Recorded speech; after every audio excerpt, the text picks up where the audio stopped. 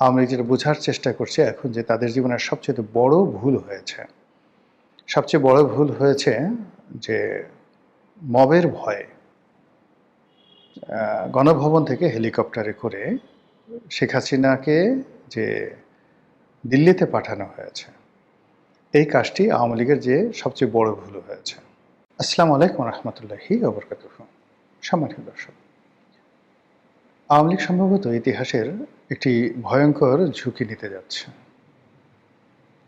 বাংলাদেশে যে সকল আওয়ামী লীগ নেতৃবৃন্দ রয়েছেন তারা যেভাবে নড়াচড়া করছেন, কলকাতাতে, আমেরিকাতে, দিল্লিতে এবং ইংল্যান্ডে যে সকল নেতা রয়েছেন, তাদের কথাবার্তা শুনলে যে জিনিসগুলো মনে হচ্ছে যে তারা খুব দ্রুত বাংলাদেশে ফিরবেন এবং এটি কয়েকটি স্তরে তারা এই কাজগুলো করবেন এবং তারা আইনের কাছে নিজেদেরকে সমর্পণ করবেন। এবং যখন তারা এই আইনের কাছে নিজেদেরকে সমর্পণ করবেন, ঠিক সেই সময়টাতে বাংলাদেশের টোটাল বিচার ব্যবস্থা রীতিমতো আন্তর্জাতিক চাপের উপর পড়বে। আওয়ামী লীগের যে সকল নেতৃবৃন্দ এই মুহূর্তে দেশের বাইরে আছেন, ধরুন পররাষ্ট্রমন্ত্রী ডক্টর মোমেন, তো ডক্টর মোমেনকে যদি কেউ নাজেহাল করার চেষ্টা করে কোনো আইন আদালত কোর্ট কাছারিতে, সঙ্গে সঙ্গে সেটা পৃথিবীতে ভাইরাল হয়ে যাবে। দ্বিতীয়ত, আওয়ামী লীগ যেটা বোঝার চেষ্টা করছে এখন যে তাদের জীবনের সবচেয়ে বড় ভুল হয়েছে। সবচেয়ে বড় ভুল হয়েছে যে মবের ভয়ে গণভবন থেকে হেলিকপ্টারে করে শেখ হাসিনাকে যে দিল্লিতে পাঠানো হয়েছে, এই কাজটি আওয়ামী লীগের যে সবচেয়ে বড় ভুল হয়েছে। শেখ হাসিনা যদি থাকতেন এবং সেক্ষেত্রে যদি গণভবন ভেঙে লোকজন ঢুকত এবং সেনাবাহিনী যদি তাদের দায়িত্ব পালন করতে না পারত, পুরো সেনাবাহিনী ডিসব্যান্ড হয়ে যেত, পুরো সেনাবাহিনী ডিসব্যান্ড হয়ে যেত এবং সেই ঝুঁকি সেনাবাহিনী কোনোদিন নিত না, যেটি হয়েছে শ্রীলঙ্কাতে। এরকম একটি উদ্ভূত পরিস্থিতি বাংলাদেশের মধ্যে ঘটছে। রাজাপাকসে তাকে সেই সেনাবাহিনী তাদের হেলিকপ্টারে করে নিজেদের একটা বেজে নিয়ে গেছে। তো নিজেদের একটা বেজে নিয়ে গেছে এবং সেখানে তারা কিছুদিন ছিল এবং সেখান থেকে তারা আবার নির্দিষ্ট সময় ফেরত আসছে। বাংলাদেশে ধরুন ডক্টর শিরিন শারমিন চৌধুরী, ইকবালুর রহিম, এরা তো এখনও পর্যন্ত সেই সেনাবাহিনীর তত্ত্বাবধানে আছে, বাংলাদেশে আছে। তো শেখ হাসিনা থাকতে পারতো, কেউ একটু শব্দ করতে পারতো না, কেউ একটু শব্দ করতে পারতো না। আবার শেখ হাসিনাকে যদি আইনশৃঙ্খলা রক্ষাকারী বাহিনীর কাছে হস্তান্তর করতে হতো, সেখানে তার সম্মান মর্যাদা রক্ষা করেই তাকে করতে হতো। আদারওয়াইজ বাংলাদেশের যে রাষ্ট্রীয় বিধি ব্যবস্থা, এটি প্রশ্নের মুখোমুখি পড়তো এবং ভারত এখানে সরাসরি হস্তক্ষেপ করার মতো ঝুঁকি নিত যদি শেখ হাসিনার উপর তেমন কিছু হতো। তো ফলে পুরো পরিস্থিতিতে সেনাবাহিনীর যে সকল কর্তাদের কথা, যে সকল উপদেষ্টাদের কথা শুনে শেখ হাসিনা হেলিকপ্টারে উঠেছে, আর সেই হেলিকপ্টার নিয়ে আবার সামরিক বিমানে করে যেভাবে সে দিল্লিতে চলে গেছে, এই জিনিসটি তারা এখন বুঝতে পারছে তাদের একটা রাজনীতির ব্ল্যান্ডার। ঠিক একই ঘটনা কিন্তু ১/১১-র সময় ঘটেছিল। ১/১১-তে শেখ হাসিনা অনেক স্ট্রং ছিলেন মানসিকভাবে, তাকে বিদেশে পাঠানোর প্রাণান্ত চেষ্টা করা হয়েছিল, তিনি যাননি।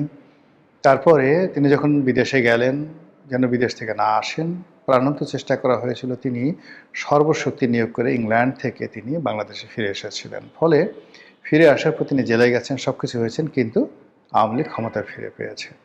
একইভাবে বেগম জিয়াকে কিন্তু জেনারেল মঈনু আহমেদের জমানাতে ব্রিগেডিয়ার বারিকের দায়িত্ব দেওয়া হয়েছিল তাকে বিদেশে পাঠানোর জন্য, এবং তিনি একেবারে শতভাগ রাজি হয়ে গেছিলেন। কাপড় চোপড় রেডি করে তিনি যাবেন এবং তাকে মানে ক্যান্টনমেন্টের মইনুল হোসেন রোডের বাসভবন থেকে নিয়ে তারপরে শেষে বিমানবন্দরে পৌঁছে দেবেন ব্রিগেডিয়ার বারি। এই কথাগুলো আমার বলা না, ব্রিগেডিয়ার বারির টেলিভিশন টক শোতে তিনি এই কথাগুলো বলেছেন প্রকাশ্যে। তো বেগম জিয়া যাবেন ঠিক এই সময়টাতে ওই যে পাগলা মেজর আছেন একটা, মেজর আক্তার, এখন বিএনপি থেকে বহিষ্কৃত, জামাতে গেছে, কিন্তু আজকে বিএনপি যে ক্ষমতায়, এটা কিন্তু সেই মেজর আক্তারের জন্য। মানে অনেক সময় হয় কি, আমরা সবসময় তেলবাজ দেখে পছন্দ করি, আমাকে যে হুজুর হুজুর করে তাকে পছন্দ করি, কিন্তু আমার সঙ্গে যে বেয়াদবি করে, কখনো কখনো তার কারণে যে আমার জীবন বাঁচে। আজকে তারেক রহমান সাহেব ক্ষমতায় প্রধানমন্ত্রী, যদি সেই দিন মেজর আক্তার এই ভূমিকাটা না নিতেন, তাহলে তারেক রহমান সাহেবের বাংলাদেশে আসা হতো না, আর বেগম জিয়ারও বাংলাদেশে আসা হতো না। সারা জীবন তাদেরকে এই লন্ডন আমেরিকায় থাকতে হতো।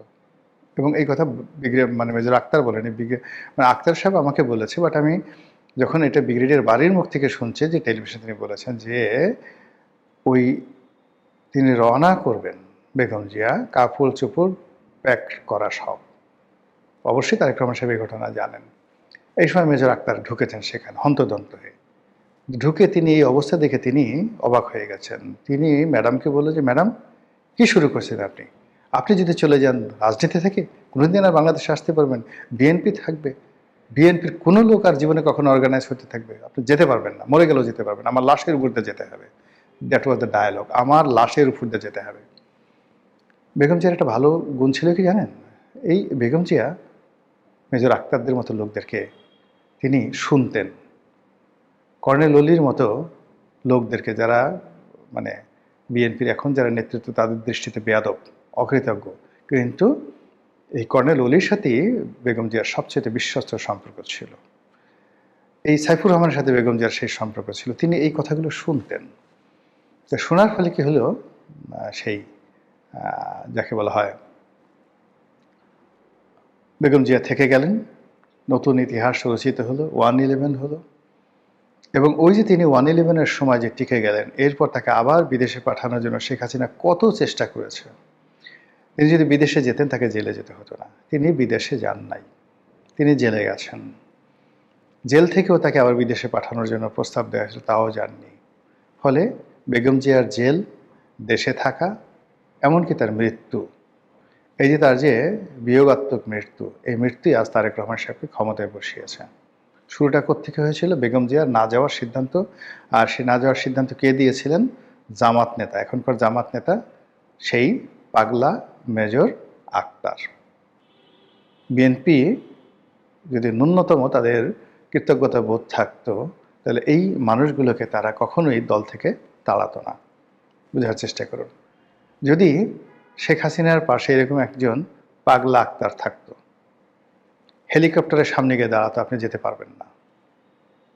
জেনারেল ওয়াকারুজ্জামানের সামনে গিয়ে বলতো, আমাকে গুলি করেন, আমাকে গুলি করেন, আমার লাশের উপর দিয়ে শেখ হাসিনাকে যেতে হবে। আজ আপনার যদি সাহস থাকে, আপনি খুলে দেন, গেট খুলে দেন, জনগণ আসুক, আমাকে এবং শেখ হাসিনাকে পাড়াই মারুক। That was the decision. কিন্তু শেখ হাসিনার পাশে ওই সময়টাতে এরকম কেউ ছিল না।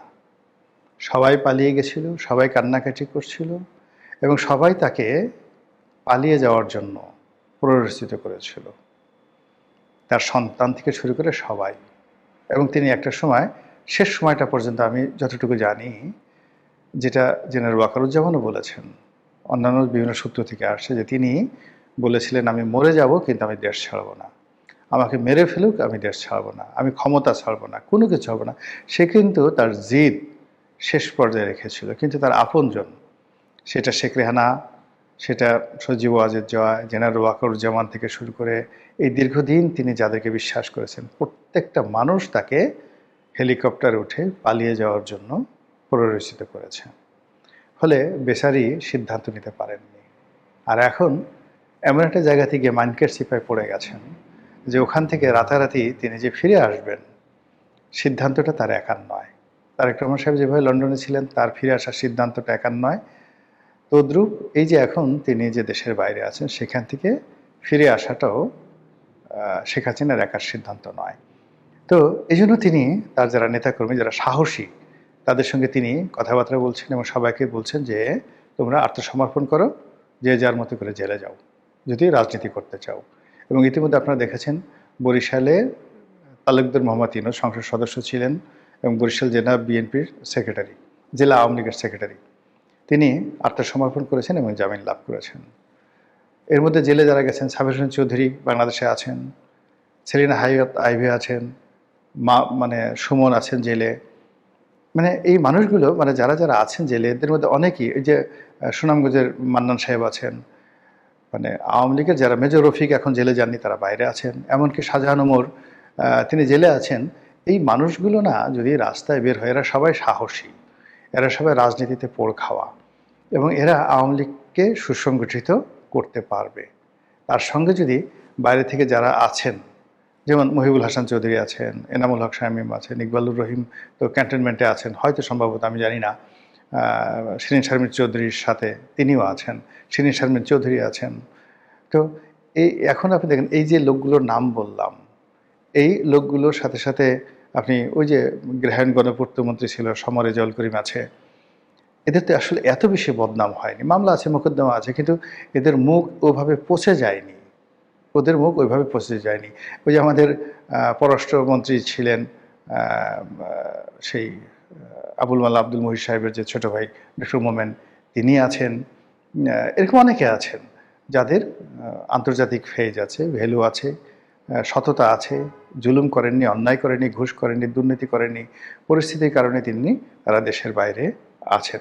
ওই যে আলাউদ্দিন নাসিম আছেন, একসময় মানে শেখ হাসিনার খুব কাছের লোক ছিলেন, ছাত্রলীগের চিটং বিশ্ববিদ্যালয়ের সভাপতি ছিলেন। তো এই মানুষগুলো অনেকে আছেন যাদের বিরুদ্ধে মামলা আছে, মোকদ্দমা আছে, কিন্তু তাদের ফেস ভ্যালু আছে, এখনও যথেষ্ট ফেস ভ্যালু আছে, বুদ্ধি আছে, গ্রহণযোগ্যতা আছে, দক্ষতা আছে। তার সঙ্গে সঙ্গে এই বাংলাদেশেও কিন্তু আমলাতন্ত্রের মধ্যে সাবেক সচিব, সাবেক জেনারেল, মানে অনেকেই আছেন। যেমন ধরেন এই যে জেনারেল আকবর ইলাহি, আকবর ইলাহি, তো ধরেন আকবর ইলাহি, তারপর শেষে এখন এই যে সাবেক সচিব যিনি এখন উপদেষ্টা হলেন তারেক রহমান সাহেবের। তো এইভাবে যদি আপনি আওয়ামী লীগের যে সকল সচিব রয়েছেন, আপনি যদি চিন্তা করেন, আবু আলম শহীদ খানের কথা চিন্তা করেন, দে আর মোর স্মার্ট, মোর ডাইনামিক, বেশি সাহসী। আপনি ওই যে আরেকজন আছেন আব্দুল কাদের খান আছেন, আরও অনেক, মানে আওয়ামী লীগের যে সকল সচিবরা ছিলেন আছেন। ওই যে একজন সচিব ছিলেন মেজবা, উনি ছিলেন। তারপরে শেষে মানে শেখ হাসিনার ব্যক্তিগত সচিব ছিলেন বেশ কয়েকজন। মানে যারা এখন এই সমাজে কিন্তু নিরাপদ আছেন, ঘুরে ঘুরে বেড়াচ্ছেন, তাদের বিরুদ্ধে মামলা মোকদ্দমা হয়নি, তারা ডাইনামিক, সাহসী, এবং দুর্নীতি হয়তো করেছেন কিন্তু ওইভাবে পাবলিকলি তারা দুর্নীতিবাজ হিসেবে চিহ্নিত নন। তো তাদের সামরিক বাহিনী, এমনকি জেনারেল আজিজ আছেন, এ তো এখন সরাসরি জেনারেল আজিজ, আপনি জেনারেল আজিজ যে কি পরিমাণ বুদ্ধিমান, কি পরিমাণ ডাইনামিক, তারা হয়তো আপনি ক্ষমতায় ছিলেন, কথাবার্তা বলে না, কিন্তু যারা তার সাথে কাজ করেছেন, তিনি যে পরিমাণ ডেসপারেট, যে পরিমাণ সিদ্ধান্ত নেওয়ার ক্ষমতা তার আছে, তো এবং মানে সেই দিক থেকে যদি তিনি রাজনীতিতে আসেন, আওয়ামী লীগের রাজনীতিতে আসেন, আপনি পুরো চাঁদপুর বেল্ট এখন যারা বিএনপি লোকজন আছে, মানে সবাই ধুম দেখবে। মুফাসিল হোসেন চৌধুরী মায়া আছেন, এরা তো পরীক্ষিত, মানে রাজপথে পরীক্ষিত যারা লোকজন রয়েছেন। তারপরে নানক বলেন, বাহাউদ্দিন নাসিম সাহেব বলেন, মানে এদের যত কিছুই বলেন না কেন, এদের যে পলিটিক্যাল হেরিটেজ আছে, পলিটিক্যাল যোগ্যতা আছে, এই পলিটিক্যাল যোগ্যতা অন্য রাজনৈতিক দলের এই পর্যায়ের এত নেতা কর্মী নাই। এখন এরা যদি দলে এসে সবাই জেলে যায় এবং প্রতিদিন কোর্টে হাজির হয় জেলখানা থেকে, প্রতিদিনই মিডিয়া তাদেরকে কভার করবে। এখন ধরেন সালমান জেকবের আসছে, বা তারপরে আনিসুল হক জেকবের কোর্ট থেকে আনা হচ্ছে, শাহজাহান খানকে আনা হচ্ছে, মিডিয়াকে আপনি ফেরাতে পারছেন? বারবার আপনাকে স্মরণ করে দিচ্ছে আওয়ামী লীগ আছে, আওয়ামী লীগ আছে। এভাবে যদি আওয়ামী লীগের ৩-৪ হাজার নেতাকর্মী যারা সেলিব্রিটি, তারা যদি জেলে যায়, তাদের বিচার হয়, আচার হয়, তারা যদি নিয়মিত হাসপাতালে যায়, চিকিৎসা করতে তাদেরকে আনা হয়, প্রতিদিনই শুধু আওয়ামী লীগের নিউজই ডেইলি আসবে, অন্য কোনো নিউজ। সেখানে তারেক রহমান সাহেব যে আজকে সেই ট্রাফিক জ্যামে আটকে আছেন, এই খবর কেউ দেখবে না যদি শেখ হাসিনা বাংলাদেশে আসেন এবং তাকে আজকে কোর্টে হাজির করা হবে, এটা হবে প্রাইম রিপোর্ট। তো সেক্ষেত্রে এই নেতাদেরকে ধাপে ধাপে আত্মসমর্পণ করিয়ে, শেখ হাসিনা নিজেও ভারতকে রাজি খুশি করিয়ে এই মানে আইন আদালতের কাছে আত্মসমর্পণ করার জন্য তিনি যে সিদ্ধান্ত নিয়েছেন, এবং সেটা যদি তিনি বাস্তবায়ন করতে পারেন, যেটা আমি শুনেছি, তাহলে বাংলাদেশে যে কী হবে রাজনীতির সমস্ত হিসাবগুলো উল্টে যাবে। মহান আল্লাহ আমাদের সবাইকে হেদায়েত দান করুন এবং হেফাজত করুন। আসসালামু আলাইকুম ওয়া রাহমাতুল্লাহি ওয়া বারাকাতুহু।